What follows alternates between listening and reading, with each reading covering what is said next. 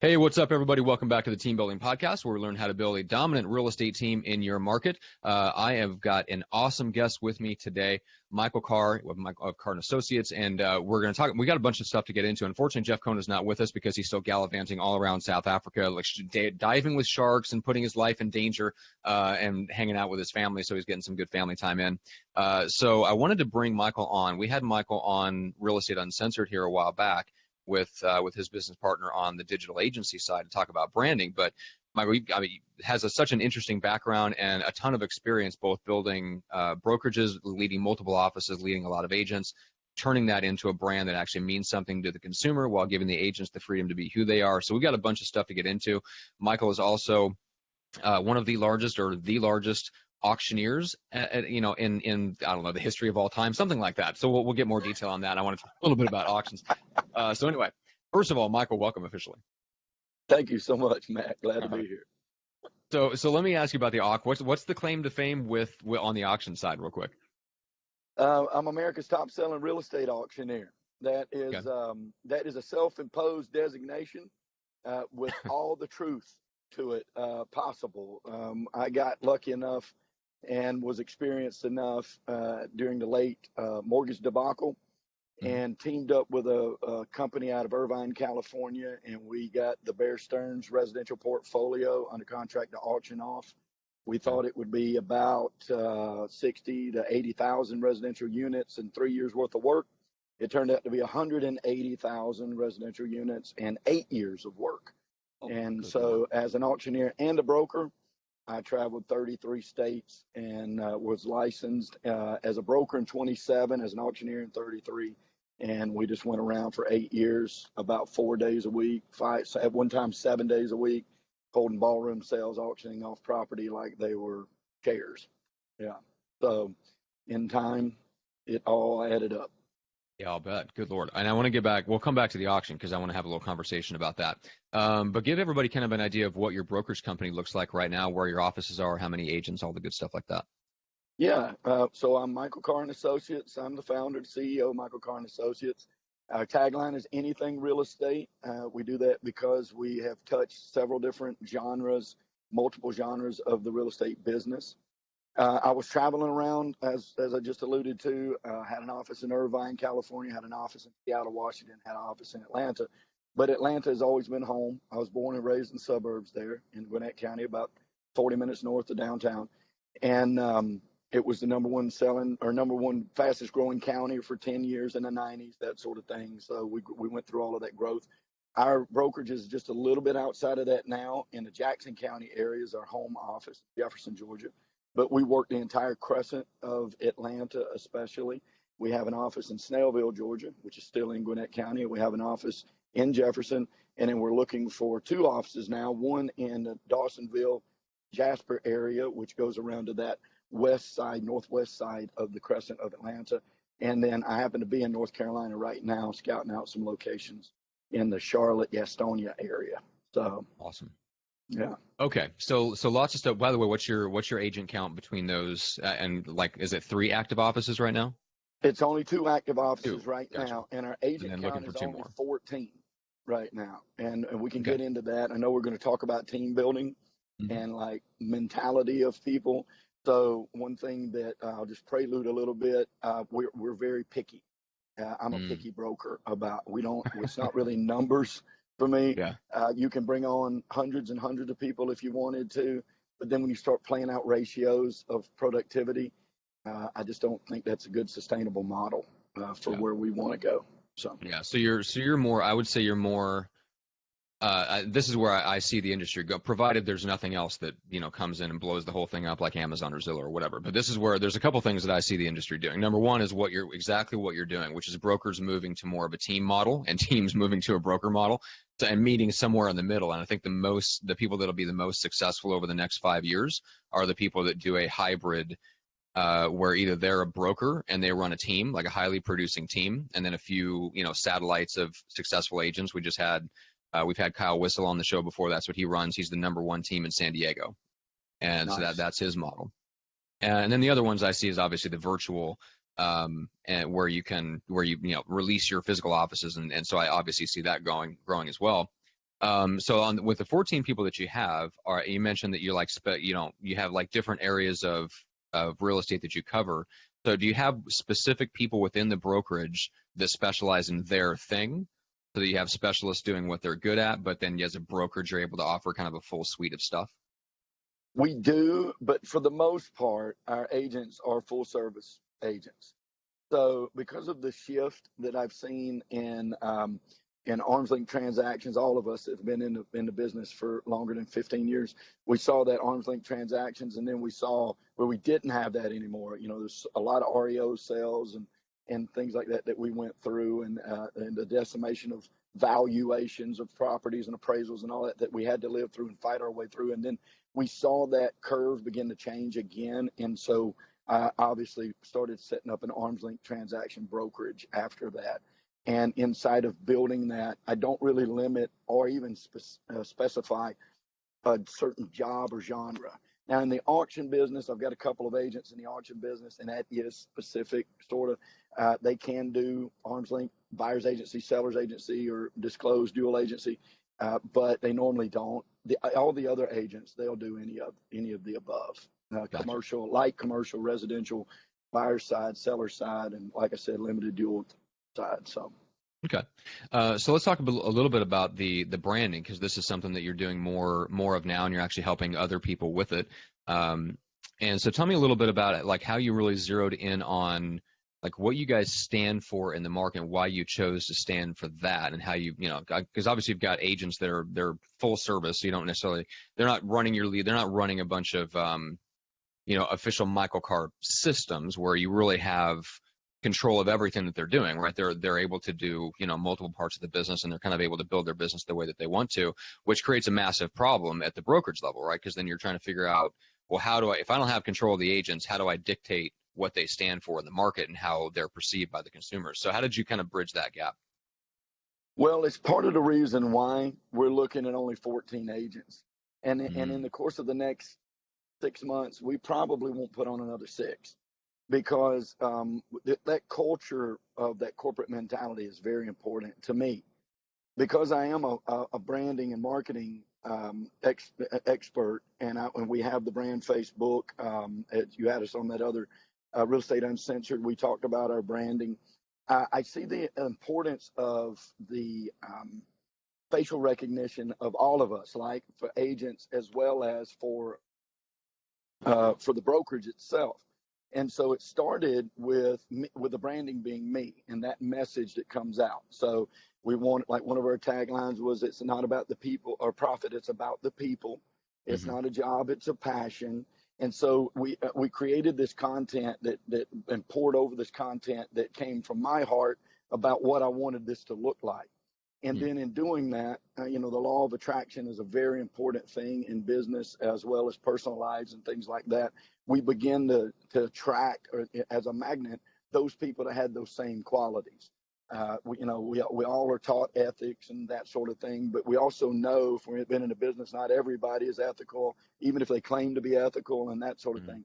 And so we interview pretty deeply about that for those agents. And I get the opportunity to front them at the beginning and say, look, my face is on the billboards, my face is on the website, my face is on the content, my face is on a lot of the content that you'll be sharing with other clients. And of course, bottom line is they're my clients. Even if you're working with them and you're working underneath me, we have a teamwork and team building mentality. So we believe that rising tides rise all ships. And so we don't want people that are competitive against each other. We want people that that put the company first. And so in time and through building teams and teams being decimated, falling apart, crumbling, if you've ever tried to build a team, you know what I'm talking about. You can have 4 or 5 people moving and gelling together. You have somebody else comes in, destroys it all. I can't tell you how many times I've been through that. I don't have to deal with that now, because in time we attracted the people that have that same corporate mentality, and they believe the same as I do, that if we put the company first, then the company can take care of everybody, including you.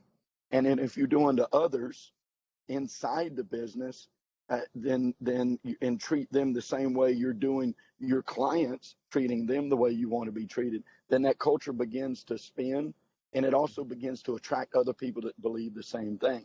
And then your core group begins to have a say-so as to whether or not they think this particular personality is going to work. And so if you have a bad apple come in now, you've got a hedge of protection, if you will, around that corporate mentality. And so I have agents that will pull people aside and say, no, that's not how we do it here. We do it like this. And that synergy awesome. begins to grow corporately, if that makes sense. No, it makes total sense. Yeah, because I was talking to somebody about this the other day in regard like online communities. In this case, was the context, but we're talking about how within tribes there naturally arises kind of the enforcers, which is exactly what you want. You want people that believe in the culture so strongly that when other people get out of line, you don't have to be the one that puts the hammer down. Other people step up and they put the hammer down, which is actually way more effective than you as the leader doing it. And so I think one of the challenges for us as leaders is raising up other people within our organizations that are so converted, I guess, to our belief system that we can actually pull back a little bit. We lead them, of course, but then they start to lead the other people, and they start to enforce our beliefs, which is an awesome position to be in. It's not easy to get there, like you mentioned, but once you get there, man, it's awesome, because that's when you get that kind of virtuous cycle. That's right. And you have to have that buy-in. You can't be everywhere at once. And of course, in the branding, I think branding is very important, and that's why I was fortunate enough to be a partner in Brand Face for real estate professionals, and we built that culture right off the bat. I put my face out there first because that belief is that people do business with a person; they don't do business with a logo. And so when we did that, and then we start attracting other people, like the teams that I put together before that fell apart, we didn't have that branding element as a part of it. But once my brand was out there, it's easier when you bring somebody on to say, okay, you're representing me when you go out there because my face is on this, like people are going to see this. So you have to believe in like the culture of what I'm trying to believe to push, because you're going to go in juxtaposition to that, and then obviously you're not going to last. And I find that people take that more seriously when they already see that you've put it out there and your face is attached to it. Yeah. No, 100%. I agree with that. People do take it way more seriously than representing the corporate values of a logo that they don't really care about. I guess the what I'm curious about is if you're a brokerage and you have agents that are servicing the clients on their own, and you're the face of it. Obviously you stand for something in the market. You have a face that goes along with that, and people resonate with that, and you start to attract your tribe. All that makes sense. Now, at the point where you send out somebody who isn't you to the client, obviously you're hiring people that are congruent with your values. They're aligned with you. But what's the expectation on the client's end when they see your face on the billboards? Like, how do you make that? Essentially, it's almost like it's a mental and emotional handoff. Like, they're emotionally resonating with you. They're seeing your face on the billboards. They're seeing your face on the website and all that stuff. They want to work with you, or at least they want to work with what you stand for. What is the process then for, great, I'm going to have John come out and meet with you. You know what I'm saying? So I think that's where a lot of people that have built their brand around their face, they've struggled. Because I know people that have expanded, both like citywide and nationally, and then had to pull back from their face forward branding to break out of that, right? They had to do more logo based marketing and kind of pull their face down off of things, because they were getting massive pushback from clients that let's go. Like, I wanted to work with the person that's on the billboard. So how do you avoid that? Well, a couple of different ways we shore that up, and thank goodness we have technology nowadays that can really help us. So through video and things like that, I can set forth a culture with that client, and the videos that I put out that they can click on through our YouTube channel. Some of them come up in our website. Some of them I send, like my staff will send videos out to people introducing myself. When I know that if I pass a lead off to, say, one of my lead agents, if I pass that lead off, then my staff automatically sends a video from me telling that person that's exactly what I'm doing and why. Nice. Because I found that people do call into the office to do business, but we haven't got a massive pushback on me, like, because I want to do Mike. Now, if they say that I want to do business with Michael, I'm going to try to make myself available for that to happen. I'm still going to take that agent along with me. It's one of the things that really works and flows well because we only have 14 agents. Right. Now, finding that inside my schedule can be hard to do sometimes, but many times I can overcome that on the phone, and I'm willing to do that. So although we set forward a forward presence, we also set sort of boundaries and have technology sort of buffer a little bit of that. And then I make myself available at least by phone to talk to somebody if they're wanting to do business.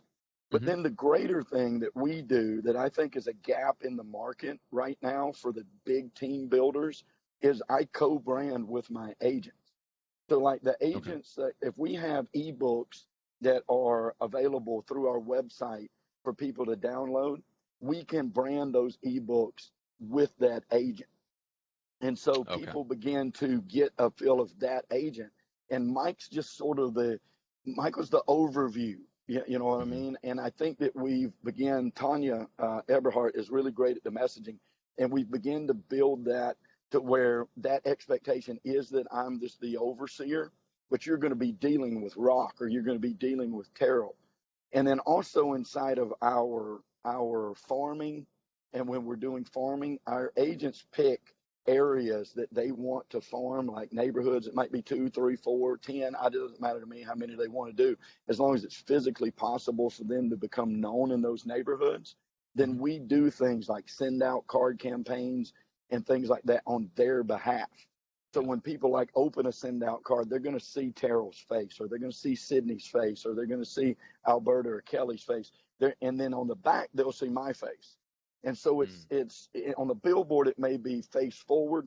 On the website, it's a little face forward because I'm up in the top corner. But when they click on the video, it's me talking about my agents taking care of them. And so in the messaging, we have the overview of Michael Carr and Associates and me being the face of that brand.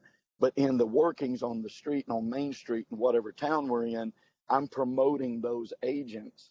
And I've always been amazed because we work with so many agents across the nation, especially through BrandFace, at the brokers that don't look at it that way. That like the times we have branded people through our branding company, only to have them join a team and the team say, "Oh, you can't be branded anymore. You have to come underneath our nomenclature, if you will." I find that to be sort of short-sighted, honestly, because you really want to promote that person that's going to be dealing with that customer, face to face.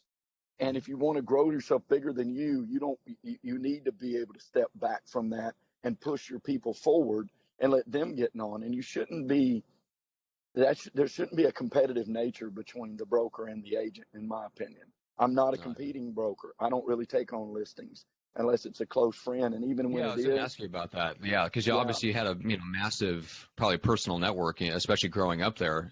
So you absolutely could be a competing broker. So how do you handle that when you have people like, are there certain lead agents that have the authority to like follow up with your personal database? Do you make an effort to like stay in touch with your database like through your agents, or do you stay in touch and then when an opportunity presents itself, you can't like bring the agent with you? What we do is I allow the agents. I'm a sink or swim type of a manager. Okay, that we have different types of personalities. I'm not, nor have I ever been a guy that, although some people would say it, I do have the traits. I'm not a control freak, just to use that phrase.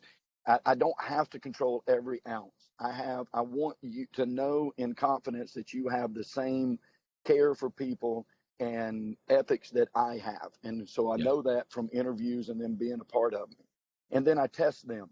So like if I give a lead to somebody and I will follow up with that agent, did you talk to that person? And if they miss windows of time frames without a good excuse of why they haven't got in touch with that person, they go to the bottom of the list for getting the next lead. You know what I mean? Kidding. So it's not that I won't give them another lead, but I'm going to go to this guy that's like, I'm on it. And then we also have training, like every week, every Monday morning at 9 a.m., we have training. We video that training, and we're constantly talking about our expectations of how you treat the customer. Yeah. And then specifically to your answer, I take my personal database as well as and try to grow it constantly, like we all do. constantly reaching out, friends on social medias, making the posts, showing them a little bit of my life, showing them the culture of the company, trying to get them to come to talk to us in any way, shape, or form while my agents are out there doing the same thing. So when I have somebody from my personal sphere of influence that calls up, even my mother, in fact, that would say, hey, it's time to sell and time to buy something else, I pull that agent in and I say, okay, you're going to be working with Jessica today, and I'll be involved, and I find people don't have a problem with that at all. That my personal friends and personal network, a lot of times they know that I'm going to hand that off. They realize that I'm busy. If they're keeping up with social media, they see the things that we're doing as a company and that I'm having to handle. And I find that the expectation isn't there. We know of other agents that do what you're talking about, big billboards, right? And good slogans, and they stick to those good slogans, and it produces those calls, but it's just their face, just their face, just their face. We don't do that because we want that expectation for people to know Mike's busy, and all of this is the triangle down, the pyramid factor, and I'm going to be dealing with somebody, but I am one phone call away from Michael. I'm a text from Michael. They can get in touch with me, and I find it works really good. We lose very few deals, very few, to personality conflicts and stuff like that, because I am accessible. And I've had people do it. Hey, I don't like working with this guy anymore. And I'll be like, well, hold on just a minute. Let's interview this a little bit. Can I get you in the hands of somebody else? And let's maintain this relationship. And I find that saves a lot of deals. And then normally in that case, what I'll do is go to the agent with a personality conflict, and I'll say, look, dude, you're not getting along. I'm going to hand this over to this person, but I'm going to keep you in as a referral. And we've all saved the deal. We got the job done for the customer. We're all going to make a little bit of money on this, and let's go to the next one and make sure we don't make the same mistake again. Right. So I think being hands-on with both my staff as well as my agents and and being 1 degree of separation from the customer, I don't find people have a problem with it at all. Yeah, I have to, just from personal experience, not only my own, but also where I came from, the agency that I used to work for was very much that way. So I think that's one of the things that when team leaders hit that level where they withdraw from production, sometimes they try to withdraw a little bit too much, and it's time to, and just justifiably sometimes, now it's time to take a vacation from the grind.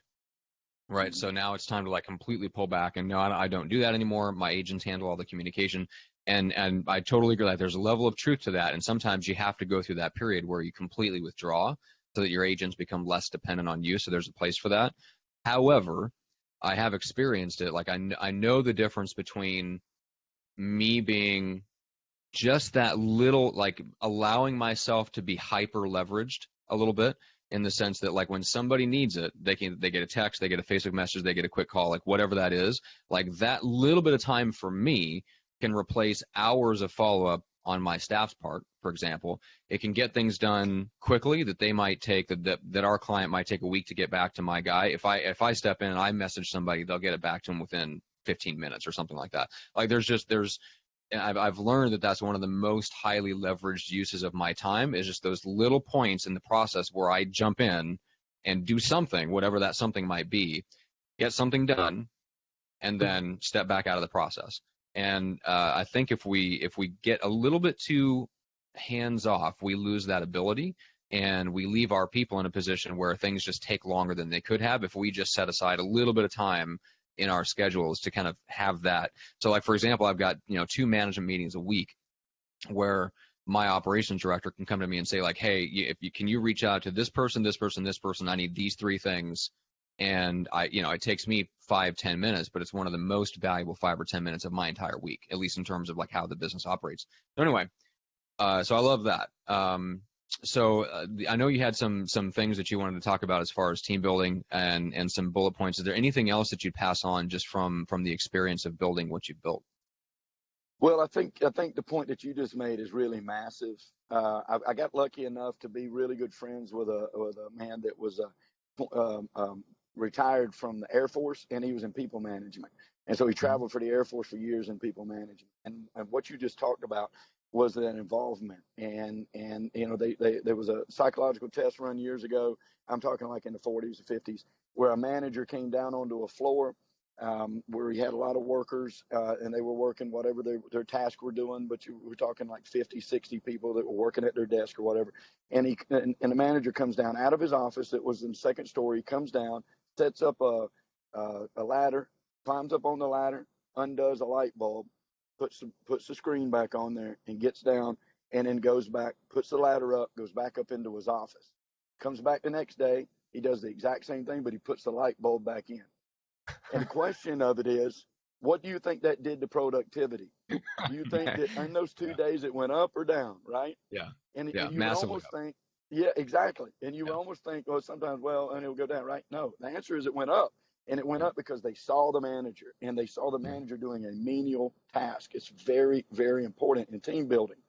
And so like, for instance, the change for me became, even though I have Michael Carr and Associates, and that is the name of the company, that company is no longer me. That company represents a thought process that I put into motion. But now that company belongs to every agent, every staff member, all the way down to the janitor. And we keep that culture going constantly. And then what you have, like you said earlier, you get the cheerleaders that begin to protect that in of themselves because they have value in that now. And then, of course, you can do the other things that help a lot, like profit sharing. We've instituted profit sharing and things like that now, because that's a very big deal. You know, we see a lot in the virtual, big, huge virtual, new offices that are coming in where you can get some ownership and stuff like that. That's great. People deserve that. They deserve the future of the mailbox money, right? And and if they're selling you the way you want sold, they deserve some more of that pie that comes from that. It's just not all hey, it's all about me. And then I'm able to say too, when I hire people, look, it ain't about me. It's about the company. You have to put the company first, and I promise you, it'll put you first. Which is one of those bullet points of building the team I think are important if you're looking for that. People want to know that you're sold out on them too. So when you do I think if you're going to ask them to put the company first, especially when your face is the company, like, you have to be willing to spend some time in the trenches to show that it's not just about you putting your face out there, that you're just as committed to the company as a face, separate from you, the person, as you expect them to be. And that's a hard, it's a hard line to walk, but it's absolutely crucial. Like, show that dedication, that it's not about me, it's about the company. The company has my face on it, but I'm just as committed to that face, and I'm willing to sacrifice and do what it takes to build that as I expect from you. Absolutely. Yeah, and I think that with team building too, you have to realize you can't hold people responsible for what they do not know. And that's big. Okay. That's big, right? So we're looking at life through our own eyes. So I know what I know, and I expect that everybody else would know what I would know, right? And I battled against this for years, and then it finally dawned on me. I'm like, they don't know certain things, and guess what? They know things that I don't know. And now we got to find a way that we can gel these things together. So when I stopped holding people responsible for that, now we have sort of some rules and guidelines we live by. Nobody makes the same mistake twice. That's big to me. Right? If we make a mistake one time, nobody from my organization's ever been fired for making a mistake one time. Plenty have been fired for lying about it, because I can't fix it if I don't know about it. And I need to know the truth about it. And then we're going to go arm in arm together, and we're going to fix this problem. And then guess what we're not going to do? We're not going to do that again. And because I've made mistakes, and so have you, and so has everybody else. So we can't just assume that we're perfect. They're not. And that sort of, you have to. And then that goes into, once you learn that person, you build to their strengths and their weaknesses. Yes. Like, I have people in my organization that try to cheat the pay system every time. They don't try to cheat the money. The money's going to be straight, but they want to skip the steps that it takes to get paid. So they become, because we're small enough that we're a family still, everybody laughs about it. We have get-togethers, and we know that certain agent is always going to try to cheat, turn in the right paperwork to get paid. Right. And we even give awards for it and stuff like that, and everybody sort of laughs about it. But to me, that is managing to those strengths and those weaknesses. Right. So what we do in those situations is, I got to looking, and I'm like, okay, the one that wants to cheat the most is a single mother. She's the second biggest producer in our entire organization, but she's got a lot going on, right? I mean, she's got one kid, their kids are like 10 years apart. So she's living two different lives as a mother, not like they're both a year. So we begin to look at why is she trying to do this? And so I got with the accountant and the bookkeeper and the comptroller. I'm like, look, we know that she's going to do this every time. So how can we help that? So what we started doing was sending her a reminder. Hey, your closing is on Friday. And if you'll go ahead and get us a preliminary, if you'll go ahead and turn in your commission split form, then we can go ahead and preempt you getting paid. And then all you've got to do is bring in the rest of the packet. You know, we set up distribution authorization forms so they can get paid at closing. Like, we work with them, and not everybody, it's not just one set of rules and everybody has to match or take away from that. It's more like, in my opinion, like in the Army, when you go into boot camp, you know, and some people are thin and some people are tall and some people are stumpy and some people are wide and some people are overweight and stuff. They make you do the same exercises and they feed you the same food. And in 12 weeks or how long, 8 weeks, 6 weeks, whatever it is, then the skinny people have put on weight. The heavyset people have lost weight, right? And everybody's done the same thing. And it's sort of like the routine needs to fit to all of those different strengths or weaknesses, and then people begin to level out, and you're not dealing with as many of the cumbersome problems that come with one or the other. All the roller coaster ride of different personalities and different quirks and stuff like that. Yeah, 100% agree. And you're building, and part of it is you're like compensating for it with an adjustment in the systems, not by trying to get them to adjust their behavior, which is very, very, very difficult to do. Very difficult. That's a great way to put it, because you can't change the spots on that leopard, but you can help out how that fits inside the system. And of course, your system people have to be able to succeed in your system, whatever that system is. You can't debilitate them with rules. You know, you just need guardrails. Well, that's what's nice about being relatively, you know, like mid-sized, I would say. Like a mid-sized team is it's big enough to where you need systems, obviously. But it's also small enough that you can build them and change a little bit faster.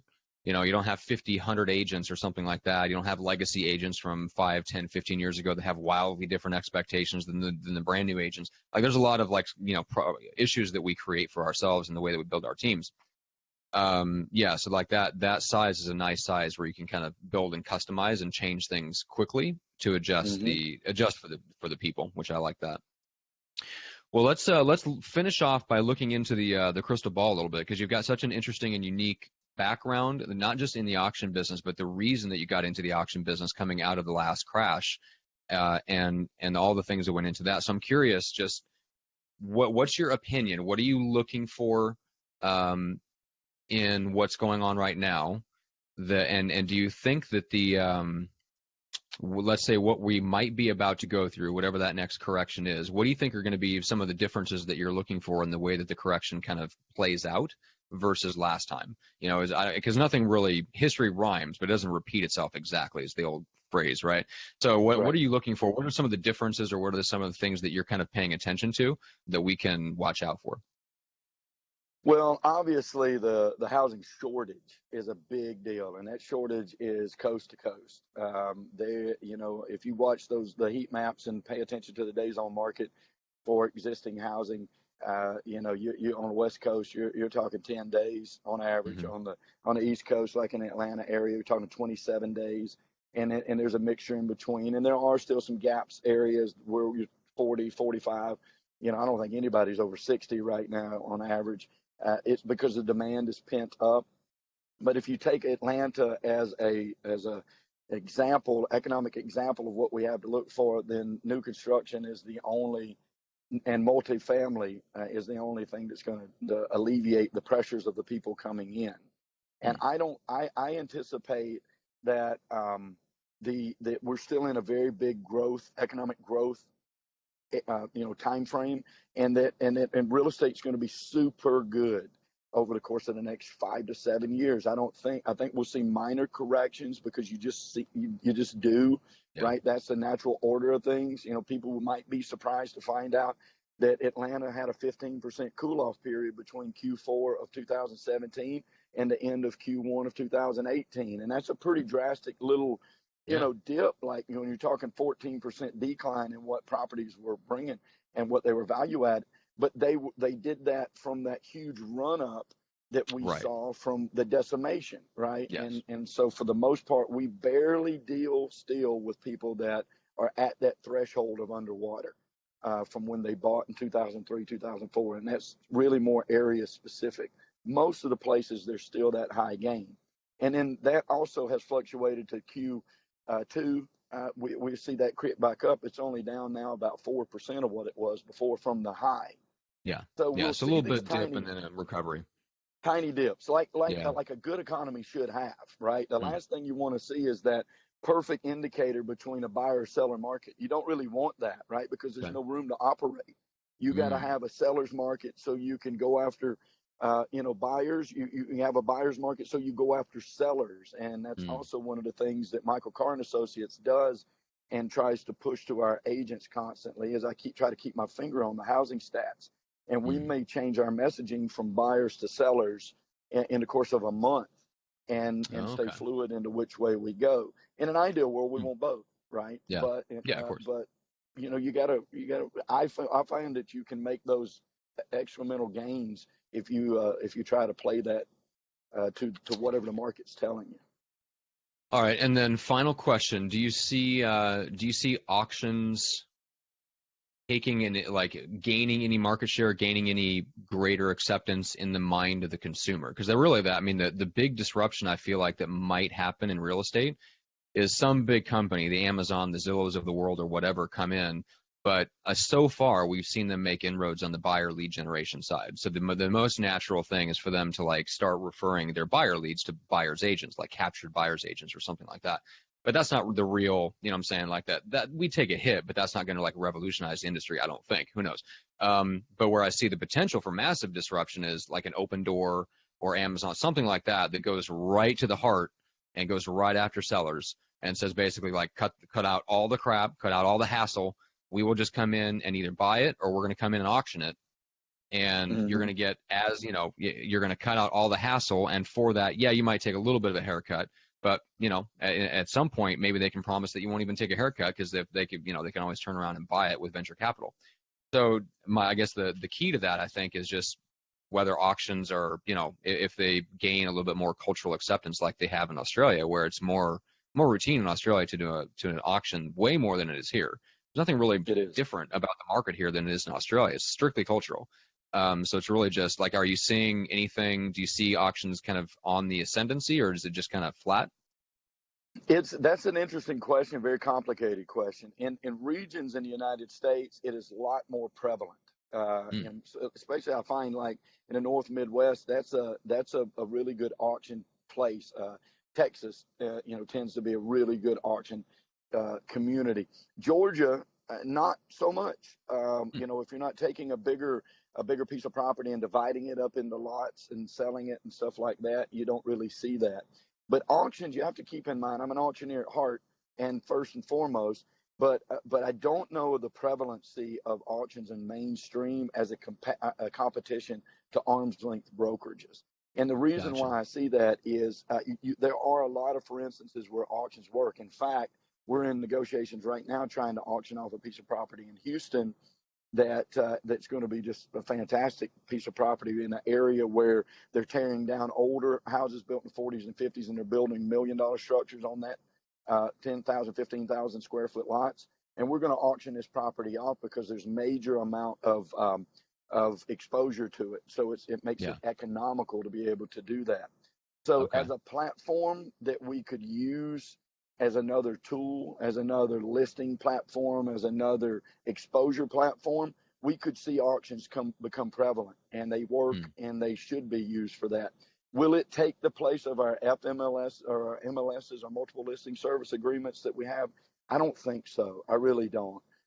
Because if you want to maximize your return for your clients, that time on the market and major exposure on that market is really a more it's more conducive to be able to negotiate those returns than in an Yeah. auction. Auction's more meant towards, hey, let's speed this up. Let's take Right. what we would do in a month and let's push it and let's sell it on this day, right? Hmm. And they do work and they do have their place. So it's sort of a hybrid, I guess, answer of what you're asking me. Do I think we're going to see them be more prevalent as a place to buy, a safe place to buy, and a safe place to sell? I absolutely do. Do I think it's going to be a decimated type of um, platform to us arm's length Yeah. transaction Or brokerages? I don't. compete. Yeah. Yeah, I don't really see that happening. And Yeah. even if it did, then it's going to be an easy enough step in for us to, again, use that as just another tool Mm-hmm. and be able to. And you Well, it got to makes you take into wonder, like, consideration this housing shortage is big, and I think yeah, that's the play for the future. And auctions don't really work for that. really.